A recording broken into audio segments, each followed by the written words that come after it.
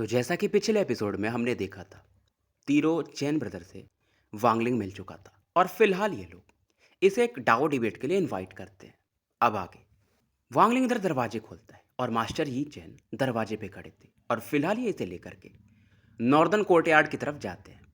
अब यहाँ पर जब वांगलिंग पहुँचता है तो इसे एक लड़के मिलती है जिसकी आंखें काफ़ी बड़ी बड़ी थी और दिखने में बहुत सुंदर थी। लड़की तुरंत ही मुंडी नीचे कर लेती है और वांगलिंग हैरान था कि मतलब इतना प्योर कोई लड़की कैसे हो सकती है। क्योंकि अगर कोई भी कल्टीवेटर होता है तो उसे पता रहता है बहुत सारी चीज़ें दुनिया की, बट ये लड़की बहुत ही ज़्यादा इनोसेंट लग रही थी, जो कि कल्टीवेशन वर्ल्ड में काफ़ी रेयर है। और उससे भी बड़ी बात ये थी कि ये नासेंट सोल लेवल पर थी। अब ये बीच बीच में ऐसा वांगलिंग को देखती। इस दौरान मास्टर ही चेन इसके बारे में बताते हैं। ये इनकी ग्रैंड डॉटर टाइप है और पैदा होते ही इसके बॉडी में वाटर स्पिरिट रूट था। तो जो भी कल्टीवेटर्स हैं वैसी लड़कियों को ढूंढते हैं अपना कल्टीवेशन फर्नेस बनाने के लिए। और ये चेन बोलते हैं कि फ्यूचर में अगर आपको मौका मिले मतलब आप इसका ध्यान रख सकते हो। और ये लड़की भी वांगलिंग को ग्रीट करती है और अपना नाम लिंगेर बताती है। वांगलिंग इस चीज़ से हैरान था कि वाटर स्पिरिट बॉडी, इससे वो पुराने दिन याद आ जाते हैं। खास करके इस लड़की की जो आवाज़ थी, गजब ही मतलब मेलोडी के समान थी। वांगलिंग को याद आता है कि वो भी वाटर स्पिरिट बॉडी के साथ ही जन्म ली थी और इसका वो दर्द फिर से ताज़ा हो गया था। अब कौन वाटर स्पिरिट रूट के साथ जन्म लिया था ये आपको कमेंट में बताना है और सभी लोगों को बताना है जो वीडियोस देखते हो। अब वांगलिंग वो स्ट्रॉ हैट निकालता है जिसे इसे युनको जी ने दिया था, जिसकी मदद से आप अपनी ऑरा छिपा सकते हो। तो ये मास्टर ईचेन को देता है कि अगर आप इसे रिफाइन कर दो तो इसका पावर और बढ़ जाएगा। तो ये लड़की एक तरह से अपनी ऑरा छिपा सकती है। ये मेरा इस बच्ची के लिए गिफ्ट है। हालांकि लड़की को थोड़ा सा ये स्ट्रॉ हैट थोड़ा अगली दिखता है। ये चैन सरप्राइज थे क्योंकि इसके ऊपर बने हुए फॉर्मेशंस को ये देख सकते थे। और ये सुन करके लड़की भी थोड़ी चौंक जाती। और वांगलिंग इस समय काफ़ी नम्र हो चुका था। बैग में से 3 बेल्स निकालता है और ये भी 3 इस लड़की को देता है। लड़की काफ़ी खुश हो जाती है और फिर से वांगलिंग को थैंक्स बोलती है। अब ओल्ड मैन यीचेन तो देखते ही हैं तो वांगलिंग को थैंक्स बोलते हैं। बेसिकली इस लड़की को ये इसलिए लाए थे कि वांगलिंग इनका दोस्त बन जाएगा, मतलब इसे अपनी कल्टीवेशन फर्नेस या बीवी जो भी बना ले, बट वैसा कुछ होता नहीं है। और इस दौरान ओल्ड मैन यीचेन इसे एक डार्क हेवन स्टोन देते हैं जिसकी मदद से आप अपने डिवाइन सेंस को स्टोर कर सकते हो और पावरफुल स्पेल्स अवतार बना सकते हो। हालांकि बहुत कीमती नहीं था लेकिन फिर भी रेयर माना जाता है, तो वांगलिंग इसे ले लेता है। और इस दौरान यीचेन अपने दोनों भाइयों का भी इंट्रोडक्शन कराते हैं, यू लॉन्ग और यी लॉन्ग। इन्हें कुछ भी बोल सकते हैं आप। और तीसरे ब्रदर का नाम था जैन जिंगहान और निक नेम था मास्टर ही जिंग।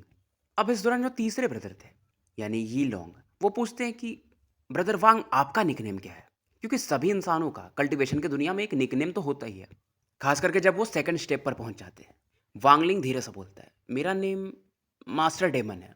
और जैसे ये नाम लेता है एक किलिंग हो रहा ये तीनों लोग फील करते हैं। और वांगलिंग बोलता है कि मैं बहुत दूर से आया हूँ तो यहाँ पर मेरा नाम कोई जानता भी नहीं है। वांगलिंग इस दौरान वाइन पीता है, डिवाइन सेंस से ऑब्जर्व भी करता है कि कोई पॉइजन तो नहीं है।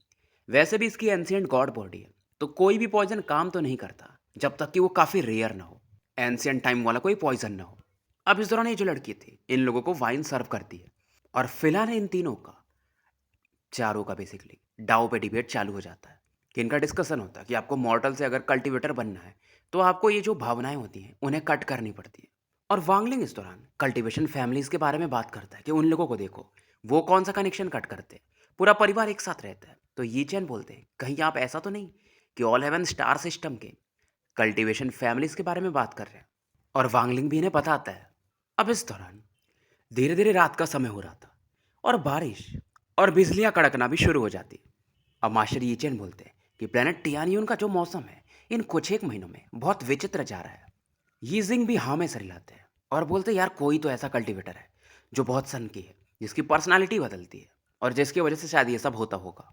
अब ये चीज़ें वांगलिंग के कानों में पड़ती है। अब वांगलिंग को ध्यान आता है बाईवे का, कि बाईवे ने कहा था कि कुछ एक महीनों में टियानियन का वेदर बदल जाएगा। और ये जो चेंजेस हैं ये मास्टर के पर्सनालिटी की वजह से हो रहे हैं और यीजिंग के शब्दों की वजह से। वांगलिंग जो समझ नहीं पा रहा था अब उसे क्लियर हो जाता है कि बैक माउंटेन में एक पेड़ को प्लांट किया गया, सफ़ेद पेड़, फूल सफ़ेद खिलने चाहिए, उस पर खिलते भी नहीं हैं लेकिन ब्लैक फूल खिले। और बेसिकली ये सब चीज़ें बाईवे से रिलेटेड थी। मतलब बाईवे पहले तो मर्द था, मैन था, बट अब वो वुमेन में बदल चुका है और वो फूल भी अचानक से खिले। उन्हें सफ़ेद खिलना चाहिए था पर वो काले खिले। इसीलिए वो उस पेड़ के बारे में बता रहा था। अब इसे समझ में आता है। और उसने बोला था कि वो फूल ज़्यादा देर तक जिंदा नहीं रह सकते, यानी कि बाईवे के पास भी ज़्यादा समय नहीं है। उसने ये सब मुझे खुद को बचाने के लिए बोला था। और जब मैंने उससे कल्टीवेशन मेथड के बारे में पूछा था, तो वो चौंक गया था। फिर वो स्ट्रेंज मार्क, अब वांगलिंग ये सब इवेल्युएट करता है। इसीलिए उसने हेवनली फेट सेक्ट से वांगलिंग को बाहर बुलाया था। अब वांगलिंग इन तीनों लोगों से कहता है कि मुझे कुछ इंपॉर्टेंट काम है। अब वांगलिंग यहाँ से डेविल को लेता है और निकल जाता है और सीधा बाईवे के कमरे के बाहर प्रकट होता है। वांगनिंग ऐसा नहीं था कि ऑलसीर से बदला लेना या ऐसा कुछ नहीं था, बट वो चौकन्ना रहना चाहता था कि ऑलसीर कभी भी किसी को निपटा देते हैं। और जब ये प्रकट होता है तो इसे लगता है कुछ तो गड़बड़ है। अब इसका डिवाइन सेंस रूम की तरफ बढ़ता है और एक रिपेलिंग फोर्स वांगलिंग के डिवाइन सेंस से आके टकराता है। और इस फोर्स को तीनों चैन ब्रदर्स जो कि काफ़ी दूर थे वो फील कर पाते हैं। बट बाईवे कमरे में था ही नहीं। तो वांगलिंग अंदाजा लगाता है कि कोई ही उसे बाई फोर्स ले गया, और जो भी ले गया है उसका कल्टीवेशन मेरे और चैन ब्रदर से ज़्यादा ही होगा। फिर वांगलिंग सोचता है ये जो पावर मुझे रिपेल किया था वो एक रेस्ट्रिक्शन था, नहीं शायद ऐसा नहीं हो सकता। वांगलिंग यहाँ से गायब होता है और सीधा आसमान में प्रकट होता है। लेकिन बाईवे को ये अभी भी ढूंढ नहीं पा रहा था। फिलहाल जो बारिश हो रही थी, वांगलिंग उन्हें समंदर रेन बुला करके रोक देता है, मतलब उन्हें बर्फ के फॉर्म में कर देता है, तो अब वो गिरते नहीं है। और सभी बारिश की बूंदों में एक स्ट्रेंज फोर्स वांगलिंग मिक्स कर चुका था, तो ये हर एक जगह देख सकता था। तीनों चैन ब्रदर्स आसमान में देखते हैं और हैरान थे कि इस प्रकार का स्पेल शायद ये तो निर्वाणा क्लिंजर ही यूज कर सकते हैं। अब वांगलिंग अपने हाथ को घुमाता है, ये जो बारिश की बूंदें थी जो कि जम चुकी थी, ये वांगलिंग के आसपास इकट्ठा होती है और एक वर्टेक्स बनाने लगती है। और गाइज, दूसरे चैनल पे जाके सपोर्ट करो। मैं आज शाम में बाकी दोनों वीडियोस ड्रैगन प्रिंस युवान के डाल दूंगा, क्योंकि सुबह मैं थोड़ा लेट हो चुका हूँ, ऑफिस भी निकलना रहता है। और कुछ लोगों को वॉइस की प्रॉब्लम है, मतलब मेरा आवाज़ ज़्यादा तेज़ नहीं है क्योंकि मैं डायरेक्ट फ़ोन को यूज़ करता हूँ बिना माइक के। तो उसके लिए भी अपन कुछ सोच रहे हैं कि नेक्स्ट मंथ एक माइक ले ही लेते हैं। फिलहाल आगे बढ़ते हैं। वांगलिंग की आंखों में एक चमक था और ये सीधा घोस्ट आई सिटी से हजारों किलोमीटर की दूरी की तरफ गायब हो जाता है। अब यहाँ पर एक दरवाजा था, मतलब एक लोकेशन था, और वो बंदा बोलता है कि प्लीज एंटर ब्रदर वांग। ये था अपना बाईवे। बट वांगलिंग शॉक्ड था। बट ये आवाज मेल का था या फीमेल का, ये वांगलिंग को नहीं समझ में आता, लेकिन ये ज्यादा मेल वॉइस की तरह लगता है। तो फिलहाल इस वैली में वांगलिंग एंटर कर जाता है एक रेस्ट्रिक्शन क्रैक की मदद से। और इस वैली में बहुत ज़्यादा मात्रा में यिन ऑरा इकट्ठा हो चुका था। अब वो जो बाईवे के अंदर वो फेमिनिन ऑरा दिखती थी वो काफ़ी कम हो चुकी थी, यानी यिन ऑरा। फिलहाल ये एक हैंडसम मैन की तरह दिख रहा था और बोलता है कि ब्रदर वांग, क्या आप सरप्राइज्ड हो? और बाईवे बोलता है कि आप अगर यहाँ पर आए हो तो आपको मेरे शब्दों के पीछे का मायना समझ में आ चुका होगा। फिलहाल वांगलिंग ये तो फील करता है कि बाईवे के अंदर वो यिन ऑरा है और पहले से बहुत स्ट्रांग है। और इतना पावरफुल यिन ऑरा एक कल्टीवेटर के बॉडी में रह ही नहीं सकता, मतलब ये सॉलिड फॉर्म में बदल रहा था। तो बाईवे की बॉडी कैसे बर्दाश्त कर रही है? इसे तो लाश बन जाना चाहिए था। अब वांगलिंग वही वो पेड़ वाले चीजें इसे रिपीट करता है। बाईवे बदले में स्माइल देता है और बोलता है कि मास्टर की योजनाओं को मैं पार तो नहीं कर सकता, मतलब वो बहुत खतरनाक आदमी है। और इसे लगा था कि इसके पास 3 महीने हैं, बट अब वो भी नहीं है। तो मतलब इसका प्लान विफल हो गया कि मैं 3 महीनों के अंदर कुछ कर लूंगा, बट वैसा अब था भी नहीं। और ये भी बोलता है कि मुझे नहीं लगा था कि आप इतनी जल्दी इन चीज़ों को समझ लोगे। मैं आपको फिर से कल हिंट देने वाला था। फिलहाल वैसे भी मास्टर क्लोज डोर कल्टीवेशन में है, और जैसे उन्हें ये चीज़ें पता चलेंगी, मतलब मेरे साथ जो हो रहा है, तो वो बाहर आएंगे ही। जब तक वो आएंगे तब तक मैं आपको एक कहानी सुनाता हूँ कि मैं एक अमीर घराने में पैदा हुआ था प्लेनेट टियानियन पे। लेकिन जब मेरा जन्म होने वाला था तो आसमान में लाल रंग छा गया था, और जैसे मैं पैदा हुआ वो गायब हो गया। तो जब मैं कल्टीवेशन की दुनिया में प्रवेश किया तब मुझे समझ में आया कि वो रेड कलर जो था वो ट्रू यांग था, यानी फायर पावर या मेल पावर जो भी कहो। और मेरा जन्म मतलब जब बहुत ज़्यादा दुनिया में यांग पावर होता है उस समय हुआ था, जो कि हज़ारों सालों में कभी कभार आता है, एक आधी दिन। लेकिन जब मैंने इन चीज़ों के बारे में रिसर्च किया तो मुझे ये पता चला कि उस दिन जितने भी बच्चे जन्म लिए थे सब अपनी माँ के पेट में ही मर जाते। बस मैं सरवाइव किया था। और लड़की जन्म लेती तो मतलब उसका लाश भी नहीं बचता, बच्चों का तो एटलीस्ट लड़कों का लाश बचता था। अब ये बताता है कि मेरा जन्म मेरी बहन के साथ हुआ था, मतलब हम ट्विंस थे। कि चलो यांग पावर पीक पर होता उस टाइम, लेकिन थोड़ा बहुत यिन पावर भी तो होता है। मतलब एक समय आता ना, एक क्षण भर का, जब यिन पावर भी ज़्यादा हो जाता है। लेकिन जब तक वैसा पावर आ रहा था मेरी बहन गायब हो जाती है यांग पावर की वजह से। फिर भी वो यिन पावर को एब्जॉर्ब कर चुकी थी, तो उसका जो चमड़ी था वो तो गायब हो जाता है, लेकिन उसका सोल बच जाता है और मेरी बॉडी में एंटर कर जाता है। और शुरुआत में माहौल बहुत शांत था, मतलब मेरी बहन मेरे अंदर ही थी सोल फॉर्म में, बट वो सोई हुई थी। और जब मैं 7 साल का हुआ तो मुझे हेवनली फेट सेक्ट में लाया गया। मेरा टैलेंट अच्छा था और मैं काफ़ी तेज़ी से कल्टीवेट कर रहा था। पलक झपकते मैं आउटर डिसाइपल से इनर डिसाइपल बन गया। 100 साल बीत गए। मैं सोल ट्रांसफॉर्मेशन लेवल पे पहुंच चुका था और उसमें भी मैं ऊपर जाते गया और पर्पल डिवीजन का डिसाइपल बन गया, मास्टर का डायरेक्ट डिसाइपल। लेकिन जैसे जैसे मेरा कल्टीवेशन बढ़ रहा था मुझे कुछ गड़बड़ फील हुआ कि मेरा जो सोल है आधा मेरी बहन का है और आधा मेरा है। और उस मेरी बहन का सोल अब धीरे धीरे जाग रहा था। पहले मेरा प्लान अलग था कि मेरी बहन के सोल को अलग करवा लूंगा और फिर उसे रिनकारनेशन में भेज दूंगा। और इस दौरान ये बंदा दांत पीसता है कि ऐसा ये कर नहीं पाया और ये बताता है कि एक दिन ये कल्टीवेट कर रहा था। मेरी बहन का सोल, मतलब इसकी बहन का सोल जाग रहा था। तभी जाओ जिंगशा पीछे से आता है और इसको इंजर्ड कर देता है, जिसकी वजह से इसकी बहन का जो सोल था इसके सोल के साथ और ज़्यादा फ्यूज हो जाता है। मतलब ना तो ये मेल रह गया ना तो फीमेल, और इसके अंदर वो नफरत की भावना जिंगशा के लिए बहुत ज़्यादा आती है। अब उसकी वजह से ये बताता है कि ये मास्टर की हेल्प लेने गया और मास्टर ने इसे celestial double desire method cultivate करने को बोला। और उन्होंने कहा कि जब मैं 9th लेवल तक कल्टीवेट कर लूँगा तो मेरी सिस्टर का सोल और मेरा सोल अलग अलग हो जाएगा।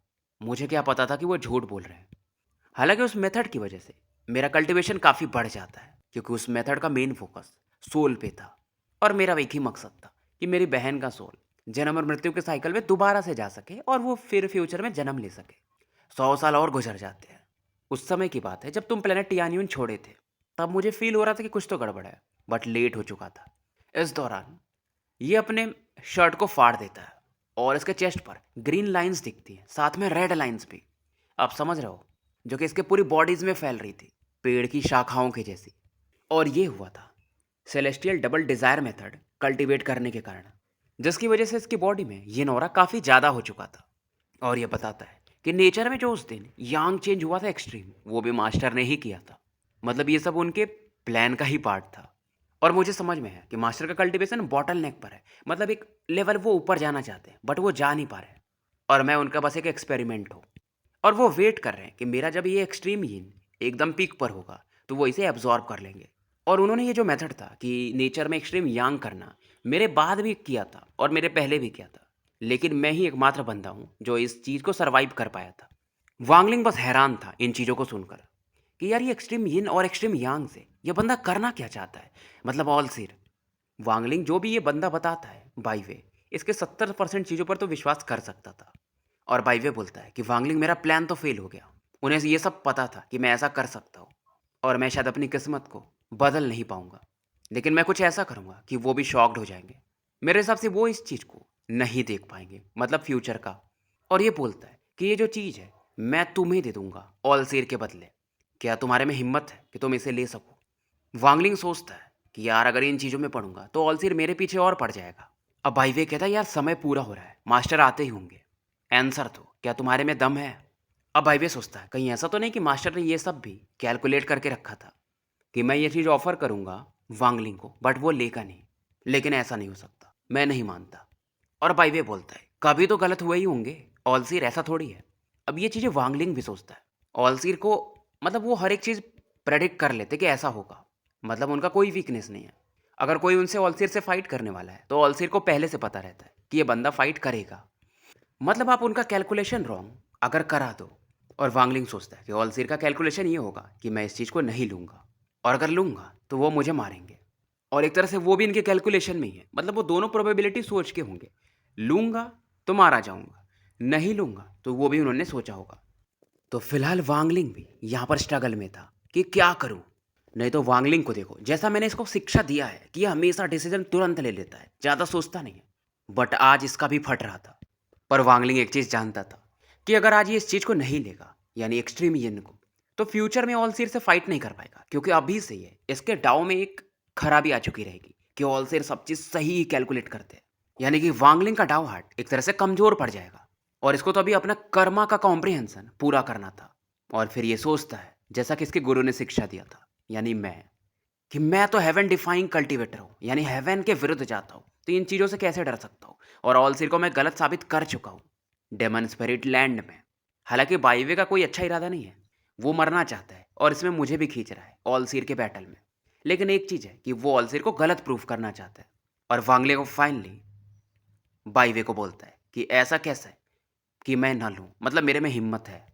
इस दौरान स्पेस में प्लेनेट टियानयुन से थोड़ी दूरी पर एक लाइट को देखा जा सकता था, जो कि एक पर्पल रोब्ड मैन इसके ऊपर खड़े थे और काफ़ी एरोगेंट दिख रहे थे और सोचते कि यार उस लिटिल लेन का कल्टीवेशन अब कितना होगा। मैं फेंग लुआन की वो पावरफुल औरतों से बदला तो नहीं ले पाया क्योंकि मेरे पास कोई भाई नहीं था सहायता करने के लिए, क्योंकि वो काफ़ी ज़्यादा थी। लेकिन मैं अब लिटिल लेन से मिलने चाहता हूँ, उसके बाद इन लड़कियों से बदला लूंगा। इधर बाई वे को दिखाया जाता है जो कि वांगलिंग की तरफ देखता है और हाँ में सर हिलाता है। फिलहाल शांत हो जाता है, समय क्योंकि पूरा हो चुका था। और बाई वे अपने आसपास की दुनिया को देखता है, फिर ईस्ट के दिशा में देखता है जिधर इसका शहर हुआ करता है। इसकी आंखों में उदासीपन था। फिलहाल ये आंखें बंद करता है और जैसे ही आंखें बंद करता है वो जो डेंस यिन ऑरा था वो और तेजी से बढ़ता है और आसपास के एरिया में बस बर्फ ही बर्फ फैलने लगता है। इसके बॉडी से हेवनली यिन ऑरा बाहर निकलता है, एक वॉर्टेक्स बना लेता है और बड़ा होते जाता है, तेजी से रोटेट भी कर रहा था। वांगलिंग शांति से बाईवे को देखता है। आसपास जो भी सब्जियां थी वो भी फ्रूज हो जाती है और जो रेस्ट्रिक्शंस वैली में लगाया था इसने जिनकी भी मदद से, वो भी सैटर्ड हो जाते हैं। लेकिन इस एरिया के बाहर में जो भी एरिया था वो अलग दिखता है, मतलब यहाँ पर एक पावरफुल इन ऑरा इसे अलग कर रही थी और स्ट्रॉन्ग होते जाती है। और जो भी बारिश की बूंदें इधर गिरना भी चाहती वो बर्फ में बदल जाती थी। वांगलिंग इस इन ऑरा को देखता है कि इसकी एंशियंट गॉड बॉडी है, फिर भी शायद इस ऑरा को ये संभाल ना पाए। और फिलहाल बाईवे की जो बॉडी थी वो डार्क ब्लू आइज से कवर होने लगती है और इसके आईब्रोज के बीच में एक मार्क बनता है और ये वही मार्क था जो वांगलिंग ने देखा था इसके बॉडी में मूव करते हुए। और बाईवे काफ़ी पेन में था। फिलहाल इस ऑरा को ये अपनी बॉडी से निकाल रहा था और इस मार्क ने पूरा जो ये ऑरा था उसे एब्जॉर्ब कर लेता है।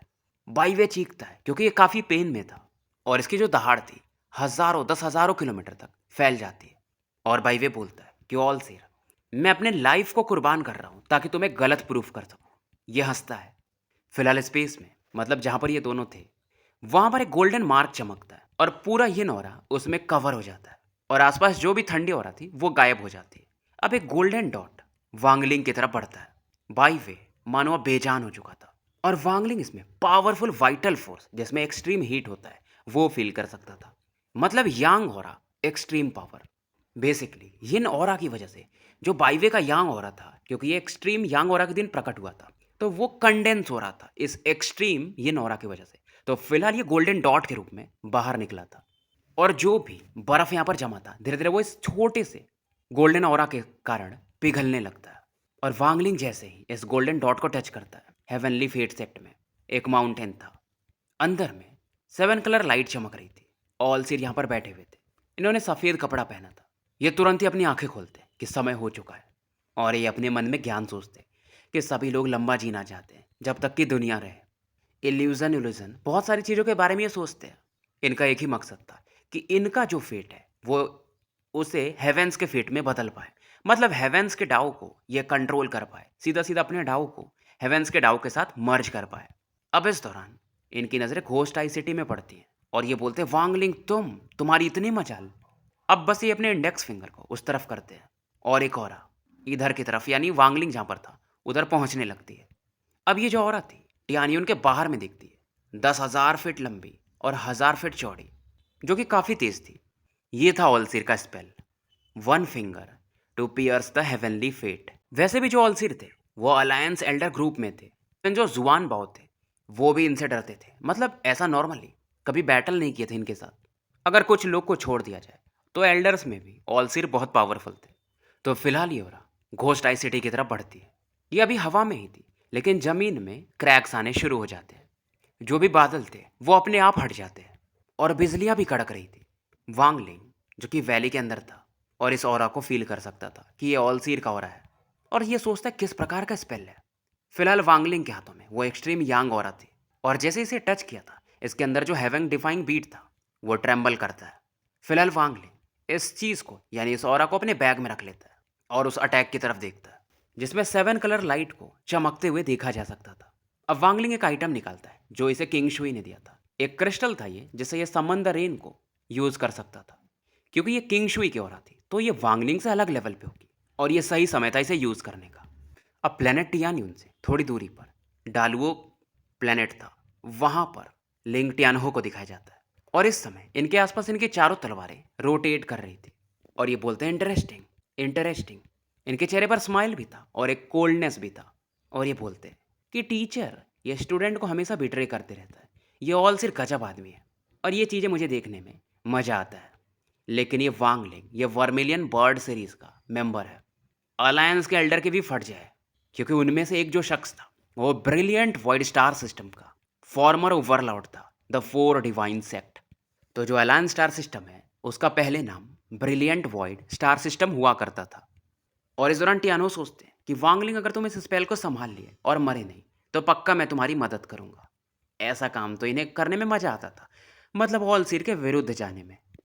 फिलहाल ऐसा लगता है कि मानो घोस्ट आई सिटी में रात हो चुका हो और ये 7 कलर्ड लाइट चमकती है तो सभी की नजरें इसी की तरफ आकर्षित हो जाती है। बहुत सारे लोगों को डर लगता है और लोग जानते थे, मतलब पावरफुल लोग, कि ये ऑल सीर का अटैक है। ये चैन समझ जाते हैं कि ऑल सीर वांगलिंग को मारना चाहते हैं। अब ये चैन सोचते हैं कि शायद ऑल सीर निर्वाणा शैटर लेवल पे है और वांगलिंग निर्वाणा क्लेंजर पे है और ये कुछ कर भी नहीं सकते इस बैटल में। इस दौरान यहाँ पर एक ब्लैक रोब्ड यूथ को भी दिखाया जाता है, वो भी आगे बढ़ता है इस बैटल को देखने के लिए। और ये बंदा कोई और नहीं, घोस्ट आई सिटी का सिटी लॉर्ड था। इधर बाई वे आइस क्रिस्टल के बीच में लिपटा हुआ था, मतलब वो मर चुका था। वांगलिंग उस अटैक को देखता है और फाइनली समन द रेन को यूज कर देता है। और जैसे ही बोलता है एक इल्यूजन यहाँ पर प्रकट होता है। इल्यूजन का चेहरा कोई देख नहीं सकता था, लेकिन अगर कोई जानता होगा तो वो समझ सकता है कि ये सेलेस्टियल लॉर्ड किंग शुई की औरत थी। और एक ब्रिलियंट लाइट उस जायंट फिंगर की तरफ पड़ती है। पर ये जो औरत थी किंग शुई की इतनी फियर्स थी कि वांगलिंग पेन फील करता है।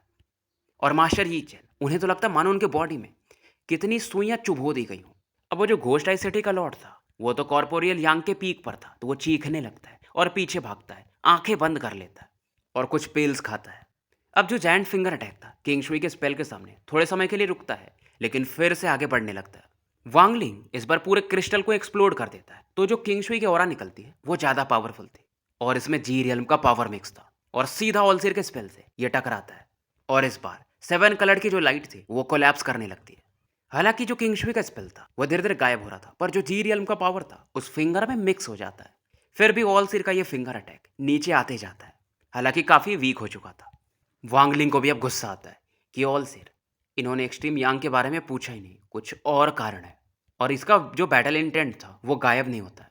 और फिलहाल ये एक हैंड साइज फ्रेगमेंट निकालता है। ये फ्रेगमेंट इसे मास्टर फ्लेम स्पार्क ने दिया था। फिलहाल उस फोर्स की वजह से वांगलिंग जमीन में धंसने लगा था और इस फ्रेगमेंट को यूज करता है। सेलेस्टियल फ्रेगमेंट से वो फिंगर अटैक टकराता है। क्रैक्स तो आते हैं फ्रेगमेंट पर, बट ये कोलैप्स नहीं करता है। फिंगर दोबारा से नीचे की तरफ आता है अटैक करने, पर तभी जो संबंध रेन का क्रिस्टल था वो एक्सप्लोड करता है। और इस बार जो लाइट था वो अलग लेवल पे था और रेड लाइट सीधा इसे काट देती है और जो भी ओरिजिन एनर्जी था उस फिंगर में वो गायब हो जाता है। फिंगर अभी जो थोड़ा बहुत उसमें और आती वो फिर से ट्रेम्बल करता है। इधर वांगलिंग सेलेस्टियल फ्रेगमेंट के ऊपर प्रकट होता है और एक पंच मारता है, क्योंकि वांगलिंग इस पंच को मारने के लिए लंबे समय से वेट कर रहा था। हालांकि कोलिजन की वजह से वांगलिंग को पीछे आना पड़ता है और फिंगर का जो थोड़ा बहुत हो रहा था वो फिर से गायब होने लगता है। और वांगलिंग इस दौरान 4 पंचेस मारता है। फिंगर फाइनली गायब हो जाता है। हेवनली फेट सेक्ट में 7 कलर्ड रिंग्स के ऊपर ऑल सीर को दिखाया जाता है कि मुझे नहीं लगा था कि इस बच्चे के पास ऐसे भी ट्रेजर्स हैं। फिलहाल ही एक 7 ड्रैगन अटैक बनाता है और काफी तेजी से वांगलिंग की तरफ बढ़ा देता है। पलक झपकते ये अटैक भी वांगलिंग के करीब था और इस ड्रैगन में रियल ड्रैगन का स्पिरिट था। वांगलिंग सोचता है कि ये ऑलसीर सोच क्या रहा है, क्या इसे फ्यूचर प्रेडिक्ट करने में दिक्कत हुई। वांगलिंग बहुत सारे लोगों से मिला था, बट ये ऑलसीर अलग था। 100 साल पहले या 100 साल बाद वांगलिंग अभी भी इसे प्रेडिक्ट नहीं कर पा रहा था। और वांगलिंग सोचता है कि ऑलसीर, अगर मैं एक्सट्रीम यांग को नहीं लूंगा तो मेरे डाउ हार्ट में एक शैडो हो जाएगा, मतलब वो हिस्सा खाली हो जाएगा कि मैं तुमसे डर गया। और अगर मैं ले लूंगा तो मुझे ऐसा लगेगा कि ये तुम्हारा प्लान था, मतलब ये 2 धारी तलवार थी। इसे वांगलिंग ले या ना ले ये डाउट में रहता है और सोचता है कि ऑलसीर का मेन गोल क्या है, क्या ये मेरे डाउ हार्ट में शैडो करना चाहते हैं। और वांगलिंग के हिसाब से ऑलसीर ने यह सब देख लिया था कि बाई वे क्या करने वाला है। और वांगलिंग सोचता है यार ये तो डेड लॉक हो गया, मैं इसे तोड़ू कैसे। फिलहाल वो अटैक वांगलिंग की तरफ बढ़ रहा था। वांगलिंग जानता था अगर ये इस यांग और को ऑलसीर को दे देगा तो इसका कट चुका है, मतलब इसका पावर लेवल फ्यूचर में ज़्यादा ऊपर नहीं जा पाएगा, क्योंकि डाउ हार्ट में एक वीकनेस आ चुका रहेगा। बट वांगलिंग सोचता है चाहे कुछ भी हो जाए मैं तो दूंगा नहीं, मैं रजिस्ट करूंगा, मैं हेवन डिफाइन कल्टिवेटर हूँ और मैं ऑलसीर को फिर से एक बार गलत प्रूफ करूंगा। जो ऑलसिर अपने को परफेक्ट मानता है, फिर से गलत प्रूफ करूंगा। और इस बार ऑलसिर को फिर से गलत कैलकुलेट करने पर मजबूर करूंगा। अब वांगलिंग डिसीजन लेता है। ये क्राउन को निकालने ही वाला था, पर दूर से एक हंसने की आवाज आती है और एक आग का दरिया इस तरफ पड़ता है। एक रेड किलेन के ऊपर में अपने स्वॉर्ड सेंट लिंग टियानहो बैठे थे और ये बोलते कि ऑलसिर, क्या ही कोइंसिडेंस है, क्या ही इत्तेफाक है। मैं इधर से ही गुजर रहा था, तुम फिर से अपने एक डिसाइपल को पुश कर रहे हो और सी ऑफ फ्लेम्स को ये विंड ड्रैगन की तरफ बढ़ा देते हैं। वांगलिंग इस दौरान कुछ कदम पीछे हटता है और इनको ग्रीट करता है। टियानहो की आंखों में एक चमक थी। ये तुम्हारा कल्टीवेशन बहुत सही है, तुम ऑल सीर के फिंगर अटैक को ब्लॉक कर चुके हो। तो फिलहाल उधर विंड ड्रैगन और किलिन बैटल में भिड़ चुके थे। स्टोरी यही समाप्त करते हैं। मिलते हैं फिर कल एक नए वीडियो के साथ।